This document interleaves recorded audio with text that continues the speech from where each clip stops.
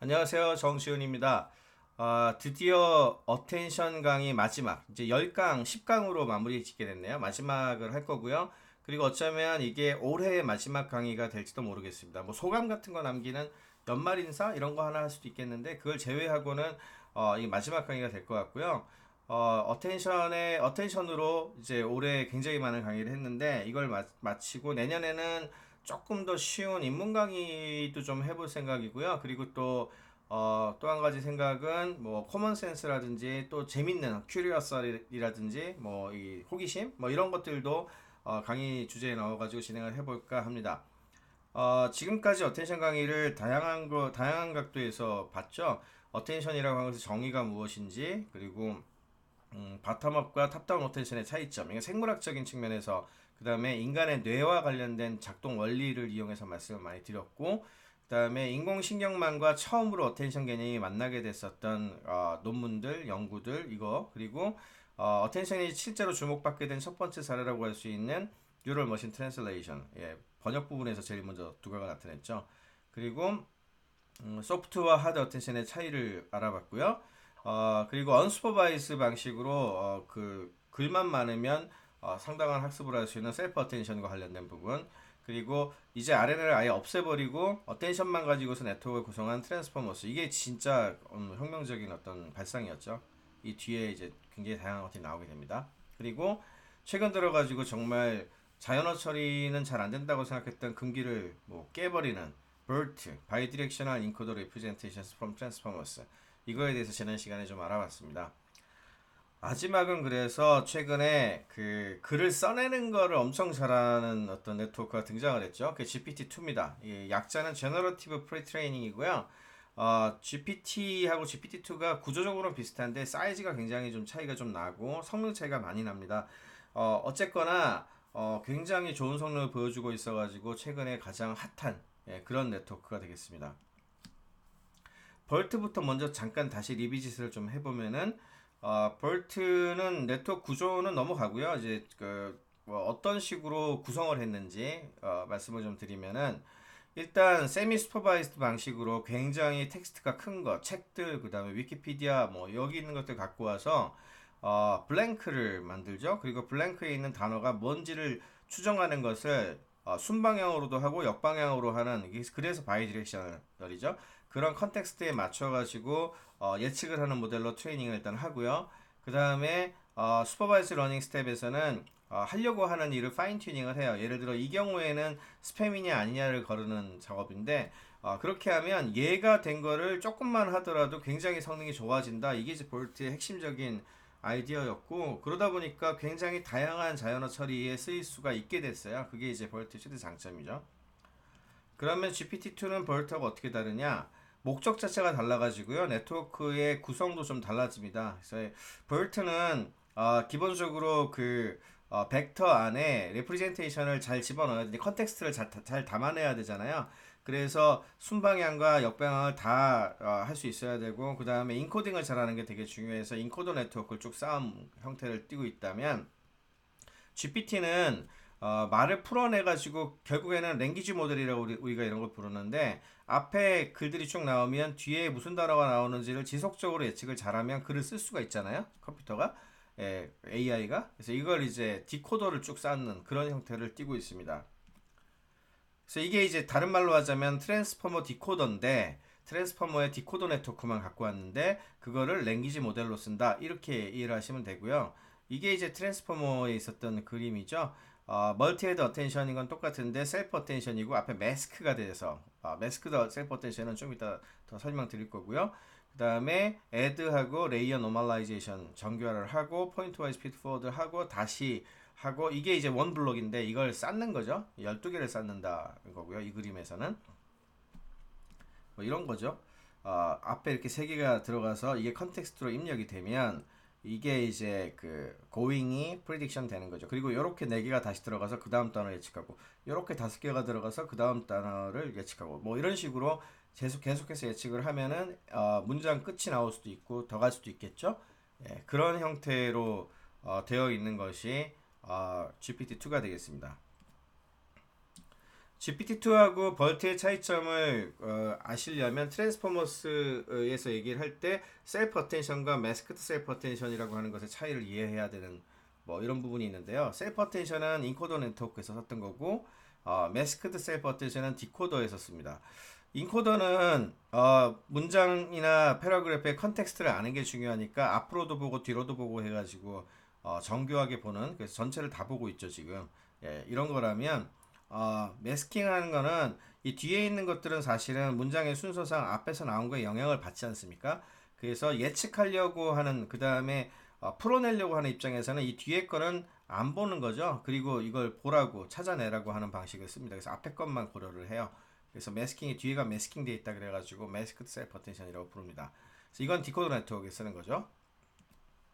그래서 이게 이제 그 트랜스포머의 인코더, 이게 트랜스포머의 디코더고요. 이게 볼트고 이게 GPT나 GPT-2 모델이 되겠습니다. 그 다음에 GPT-2의 또 다른 특징으로 많은 설명을 하고 있는 게 오토 리그레시브 하다라고 하는데 이게 말이 좀 어렵게 느껴지실 수 있겠지만 아웃풋된 게 뭐 리커런트 또는 이런 말이 다시 자기한테 되먹임하는 구조, 그러니까 이게 여기 다시 들어가는 그런 구조일 때 보통 오토 리그레시브라고 불러요. 그래서 여기는 지금 A 로봇 하고 나서 메이가 나왔고 그 다음엔 A 로봇 메이가 나오면 또 뭐 무슨 뭐 do 뭐 이런 거 나오고 A 로봇 메이 do 하면 또 여기 뭐 나오고 이렇게 해서 계속해서 대먹임 하면은 이게 지속적으로 글을 만들어내잖아요. 이제 이런 걸 이제 오토 리그레시브 하다라고 얘기를 합니다. 각각의 토큰이 만들어지면 그 토큰이 인풋의 시퀀스 뒤에 붙는 거죠. 그리고 새로운 시퀀스가 다시 그 모델의 인풋으로 들어가 가지고 이제 학습을 하는 그런 구조를 오토 리그레시브라고 하고요.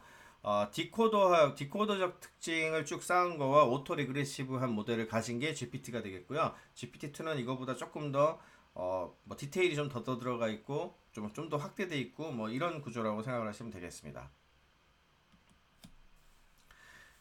그러다 보니까 이 사실은 사이즈에 따라 가지고 굉장히 다양한 성능 차이를 보여주고 있고요.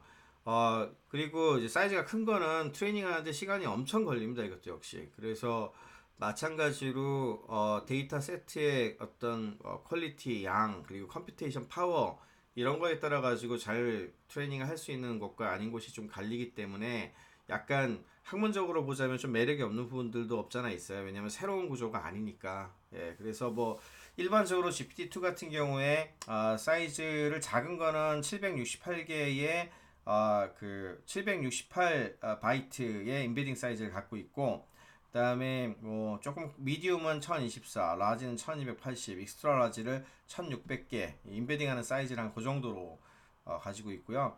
그다음에 논문상에서는 이제 모델 버케블러 사이즈는 동일하게 5만 개 정도 놓고서 5만 개 그 단어를 조합해 가지고 쉽게 말하자면 그 글을 쓰는 거죠. 예, 만약에 이제 한글로 한다 그러면 우리나라 단어들을 이렇게 또 보캐블러리 쌓아가지고 만들어야 될 겁니다. 그래서 이게 이제 사이즈가 이제 크면 클수록 또 좋은 성능을 좀 내더라 뭐 이런 얘기고요. 그러다 보니까 굉장히 글을 잘 씁니다. 사실은 뭐 블룸버그 같은 데에서 기후변화 에세이 같은 거에도 나와가지고 100일장에서 상도 타고요.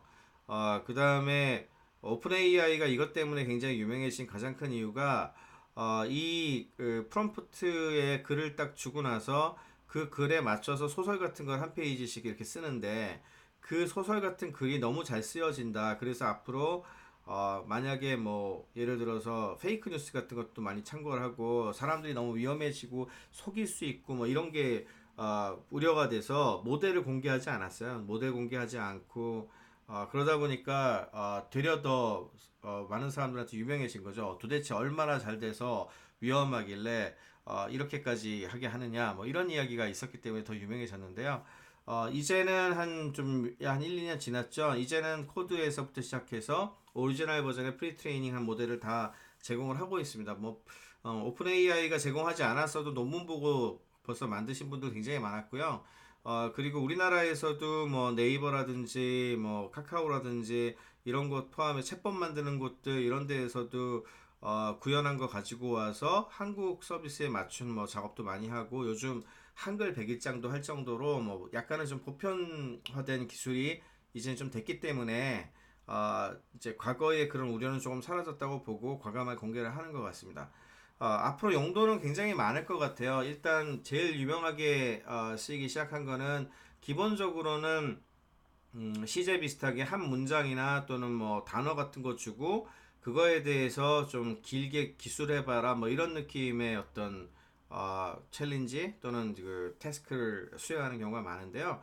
사실 그 모델을 어떻게 그 파인 튜닝 해가지고 역시 트레이닝하고 제약을 주느냐에 따라 가지고 굉장히 다양한 데 이용될 수 있거든요. 예를 들자면 트랜슬레이션에도 쓸 수 있겠죠, 당연히. 디코더만 있다고 못 쓰는 건 절대 아니죠. 왜냐하면 뒤에 있는 예측을 한 것들이 요 앞에 인풋된 것들이 영어로 된 거를 프랑스로 예측하는 게 잘 맞는다 그러면 학습이 되는 거니까 영어를 프랑스어로 전환하는 걸 배우는 거잖아요. 그래서 머신 트랜슬레이션에서도 당연히 쓸 수 있고요.